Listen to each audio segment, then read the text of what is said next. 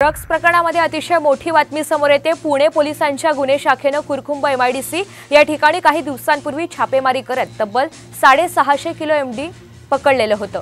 त्यापूर्वी पुणे पोलिसांनी विश्रांतवाडी इथं कारवाई करत मोठ्या प्रमाणात ड्रग्स हे जप्त केलेलं होतं। आज हे ड्रग्स पुण्यामध्ये आणलं असून त्याचा पंचनामा केला जाणार आहे। यासाठी पुणे जिल्हा सत्र न्यायालयाचे न्यायाधीश या ठिकाणी येतील आणि हा मुद्देमाल बघणार आहेत। मुद्देमाल याचं वजन देखील केलं जाणार आहे। पुण्यातील मुख्यालयातून या संदर्भातला आढावा देखील घेतलेला आहे, आपल्याला तो देखील पाहायचा आहे। मात्र त्यापूर्वी अतिशय मोठी घडामोड पुणे पोलिसांच्या गुन्हे शाखेने कुरकुंभ एमआयडीसी या ठिकाणी काही दिवसांपूर्वी छापेमारी केलेली होती। दरम्यान या संदर्भातला आढावा घेतलेला आहे आमचे प्रतिनिधी अक्षय बडवे यांनी।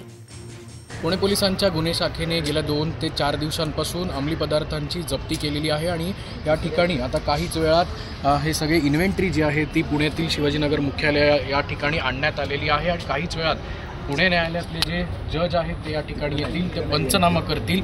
हा सगळा साठा जो आहे तो आपल्याला माहिती आहे की कुरकुंभ या ठिकाणी पुणे पोलिसांनी जेव्हा छापेमारी केली होती तेव्हा मोठ्या प्रमाणात 650 किलो एमडी ज्याची किंमत 1100 कोटी रुपये इतकी आहे, एवढा सगळा जो ड्रग्ज साठा आहे तो जप्त करण्यात आला होता। पुण्यातील विश्रांतवाडीमध्ये ज्या हैदर शेखच्या गोडाऊनमध्ये हा सगळा मुद्देमाल जो आहे तो देखील सापडला होता। तो देखील माल या ठिकाणी आणण्यात आलेला आहे।